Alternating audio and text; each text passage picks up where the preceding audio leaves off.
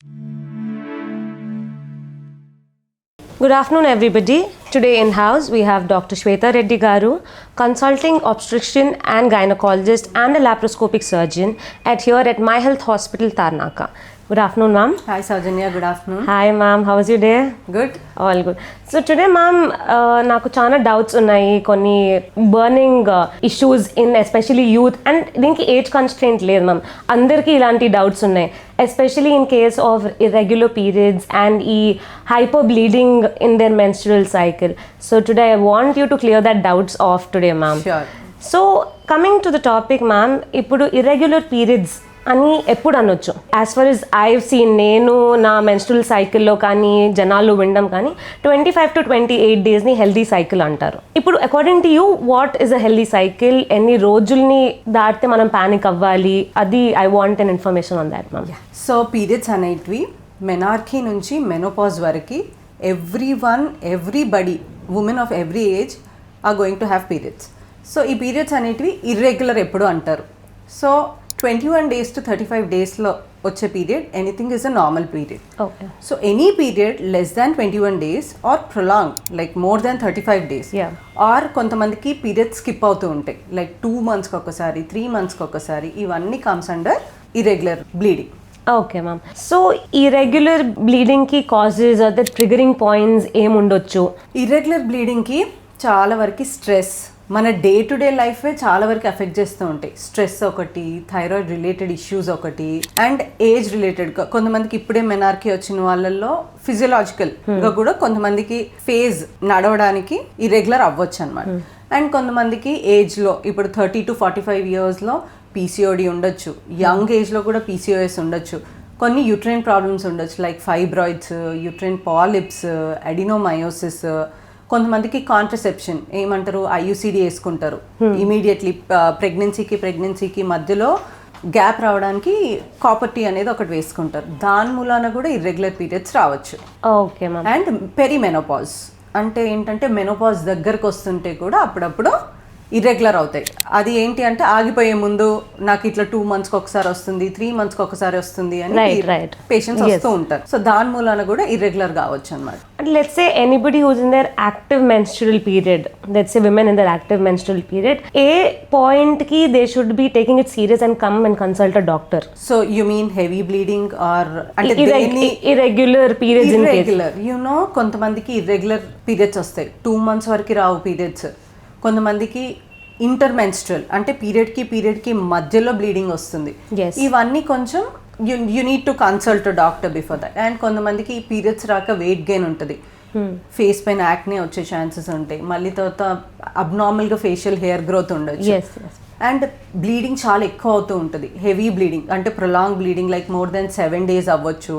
వెళ్ళినప్పుడల్లా క్లాట్స్గా పెద్ద clots pass చేసి ఉండొచ్చు. అండ్ ఇది మనం తెలియకుండా వదిలేస్తే అది అనీమిక్ సిమ్టమ్స్, లైక్ చాలామంది ఉమెన్ అలా పట్టించుకోకుండా డిజీనెస్, ఫటిగ్, అనీమిక్ సిమ్టమ్స్, నేను నా పని చాతన అవ్వట్లేదు, చాలా రోజుల నుంచి నేను ఎంత పని చేస్తున్నా చాతన అవ్వట్లేదు. So they ignore that bleeding, they think that it is normal. So heavy bleeding వచ్చినప్పుడు ఖచ్చితంగా you need to consult a doctor. Ya ma'am. Also because you brought up the topic about heavy bleeding also, what according to you is heavy bleeding? Normal ఉమెన్కి అయితే normal periods ఇట్లా monthly వచ్చే cycle 3 to 5 daysలో it will stop. Okay. So 3 to 5 daysలో కూడా ఇట్లా clothes pass అవ్వడం కానీ అబ్నార్మల్గా బ్లీడింగ్ అవ్వడం కానీ జరగదు. సో అప్పుడప్పుడు ఏమవుతుంది అని అంటే పీరియడ్స్ వచ్చినప్పుడు అన్కంట్రోల్డ్ అంటే ప్యాడ్స్ ఇమీడియట్లీ ఇప్పుడే ప్యాడ్ చేంజ్ చేసుకుంటాం, ఒక 2 hours మళ్ళీ ప్యాడ్ ఫిల్ అయిపోతుంది, 2 to 3 hours మళ్ళీ ప్యాడ్ చేంజ్ చేసుకోవాల్సి వస్తుంది. 7 days అయింది ఇంకా మన బ్లీడింగ్ ఆగలేదు, వాష్రూమ్కి వెళ్ళినప్పుడల్లా క్లాట్స్ అంటే ఒక సైజ్ క్లాట్స్గా పడిపోవడము, పెయిన్ రావడం, లోవర్ అబ్డామినల్ పెయిన్, కొంతమందికి సివియర్ పెయిన్ ఉంటుంది డ్యూరింగ్ పీరియడ్స్ సైకిల్. సో ఇవన్నీ ఉన్నప్పుడు కొంచెం చూసుకోవాలన్నమాట. చాలా సార్లు ఇలా అవుతుంది మ్యామ్, వేర్ ఇప్పుడు ఇర్రెగ్యులర్ పీరియడ్స్లోనే తీసుకుంటే 2 months 3 months స్కిప్ అయిపోయాక లెట్స్ సే రాలేదు, 3rd month రాగానే then they face heavy bleeding and people tell it is normal because నీకు 2 months అవ్వలేదు, దట్ ఈస్ హౌ మీ 3rd monthలో ఇలా ట్రిగర్ అవుతుంది అని. ఆబ్వియస్లీ, ఎందుకంటే 2 to 3 monthsలో పీరియడ్ రాకపోతే యూట్రైన్ లైనింగ్ అనేది థిక్ అండ్ అయిపోతుంది. సో ఒకటేసారి ఎక్కువ షెడ్ అవుతుంది కాబట్టి పీరియడ్ హెవీగా వస్తుంది. So once like this is fine, but repeatedly ఇప్పుడు మీ నెక్స్ట్ సైకిల్ కూడా ఇలానే హెవీగా వచ్చింది, 3 months తర్వాత వచ్చింది అని అంటే you need to take a call, you need to consult gynaecologist. Okay, so దీనికి ఎక్కువ టెన్షన్ పడాల్సిన అవసరం లేదంటారు మీరు? హెవీ బ్లీడింగ్ వచ్చినప్పుడు ఖచ్చితంగా you need to know the cause. ఇప్పుడు you need to know whether you have fibroids, you need to know whether you have any other underlying condition why you are bleeding అనేది you need to know. yes ఇప్పుడు young women చాలా మంది 10th class నా దగ్గరికి 10th class students, intermediate students చాలా మంది PCOS heavy bleeding తోటి వస్తారు. They will be around 16 to 17 years, 18 years అంతే. వాళ్ళ హిమోగ్లోబిన్ 8, 9, వెయిట్ గెయిన్, ఇవన్నీ PCOS. ఇప్పుడు కామన్ గా నడిచే కాజ్ PCOS ఒకటి. In an adolescent girl they are facing lot of issues with PCOS, which is a life style modification disease. It is in your hand to modify that, but దాంతో వాళ్ళు చాలా problems అయితే face చేస్తున్నారు ప్రస్తుతానికి. At the same time, because again it's one burning issue that every other adolescent is addressing today, PCOS, దీన్ని recognize చేయడమే late అయిపోతుంది ma'am in the adults, because the symptoms are quite naturally growing with the adolescents. ఎలా చేయాలి, ఎంత fast గా recognise చేయాలి? నాకు తెలిసి ఇప్పుడు పేరెంట్స్ చాలా కిడ్స్ మీద కొంచెం కన్సర్న్ అయితే పెరిగింది. సో పీరియడ్స్ ట్రాక్ చేస్తూ ఉంటారు.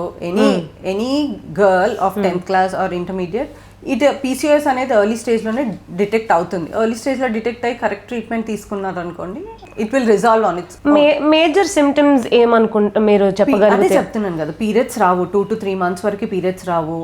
వెయిట్ గెయిన్ ఉంటుంది, అబ్నార్మల్ వెయిట్ గెయిన్ ఉంటుంది, lethargy, they don't feel like working, mood swings ఉంటాయి, మళ్ళీ తర్వాత యాక్నే ఉంటుంది. సో కొన్ని PCOS ఓన్లీ క్లినికల్ సిమ్టమ్స్ తోటే మనము ఐడెంటిఫై చేయొచ్చు. కొన్ని ఏంటి అని అంటే అల్ట్రాసౌండ్ చేస్తాం. అల్ట్రాసౌండ్ లో ఏంటి అని అంటే ఓవరీస్ లో చిన్న చిన్న చిన్న చిన్న వాటర్ బబుల్స్, అందరు నీటి బుడగలు ఉన్నాయంట నాకు అని చెప్పారు స్కాన్ లో అని వస్తారు. సో స్కాన్ లో ఓవరీస్ లో చిన్న చిన్న చిన్న చిన్న వాటర్ బబుల్స్ లాగా ఉంటాయి, అవి ఎక్కువ ఉంటాయి. సో ఉండాల్సిన దానికన్నా ఎక్కువ ఉన్నప్పుడు PCOS అంటాం. లైఫ్ స్టైల్ కరెక్షన్స్ ఏం చేసుకోవచ్చు మ్యామ్ అడాలసెంట్? స్ట్రెస్, వాళ్ళ స్టడీ అవర్స్ కానివ్వండి, the pressure what education system is giving them is the main cause అనిపిస్తుంది. There is so many schools, so many this thing, they are not having appropriate play time. Kids should have physical activity. Life style modification అంటే ఒక్కసారి PCOS అని diagnose అయ్యాక with yoga, with accurate sleep. ఇప్పుడు చాలా మంది software workers, night shifts, these are the causes, these are the triggering factors for PCOS.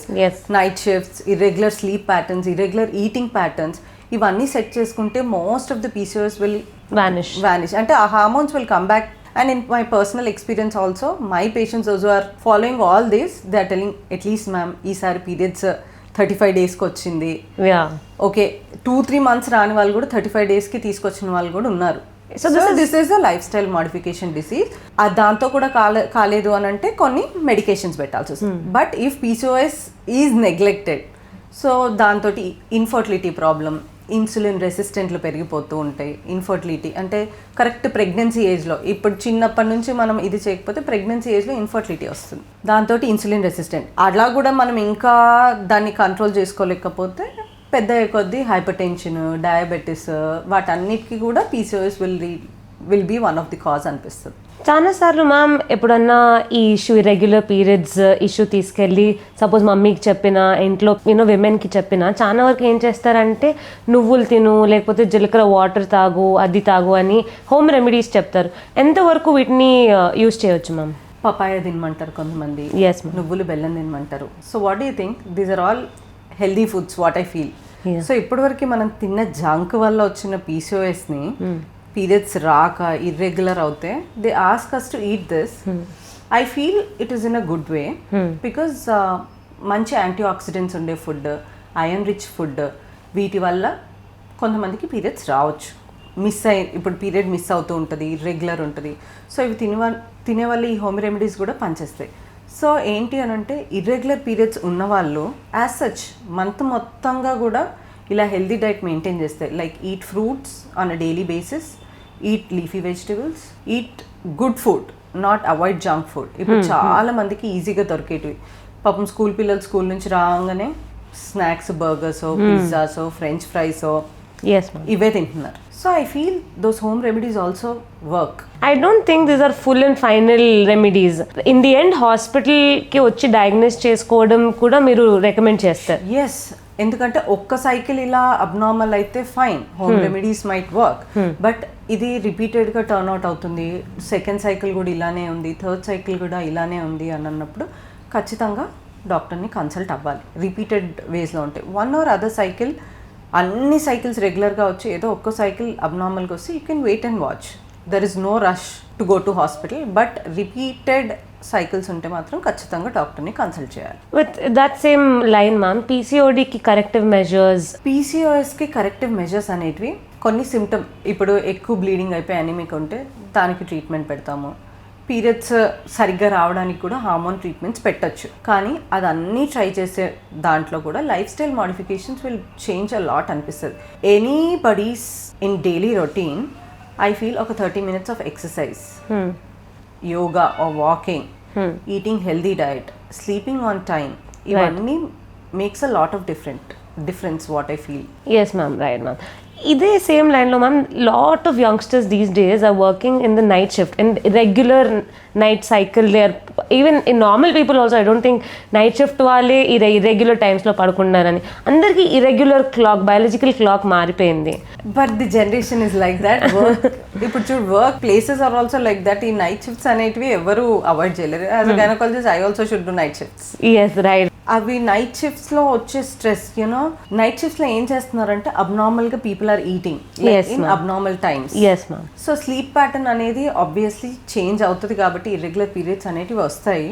But దానికి తగ్గ measures, at least కొంచెం power nap, in that continuous work stress, take a power nap, or next day morning వచ్చాక enough sleep తీసుకోవడం, దాంతోపాటు కొంచెం exercise. ఆ night shift stress ని తగ్గించుకోవడానికి eat some healthy food, join yoga classes.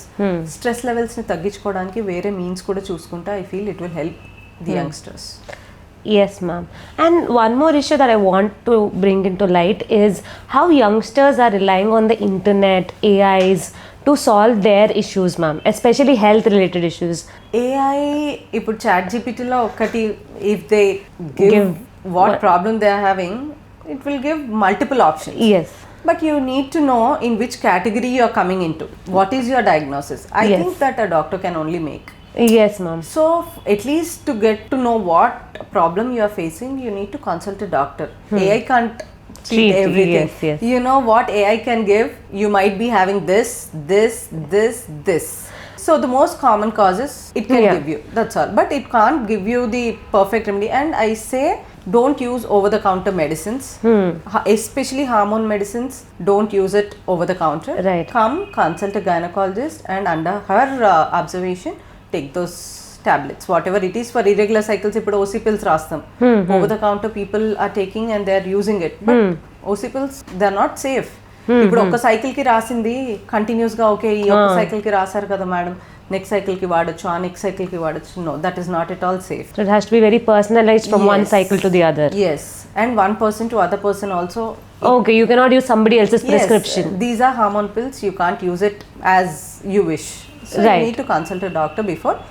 AI gives you a direction, like what you might be facing anedi, but it can't give you a solution. A lot of times that AI leads you into panic mode also. It might be a small issue. Obviously, a small issue ki kuda AI will give you a big problem.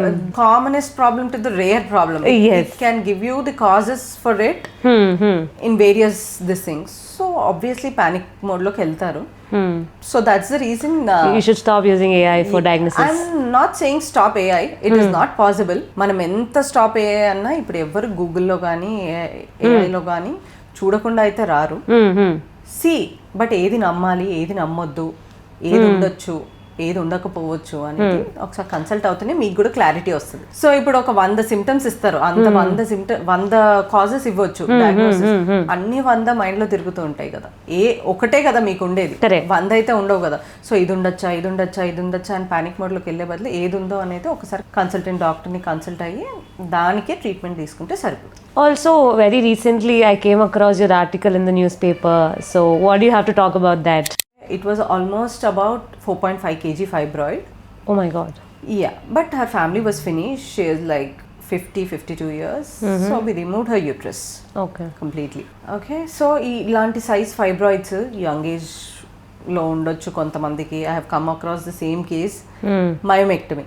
So the options will vary okay based on the age. You know, if it is a 24-year-old female, you'll just do myomectomy. అంటే ఒక్క fibroid తీసేస్తాము. If it is a older person, we remove a complete uterus. She is doing really well now.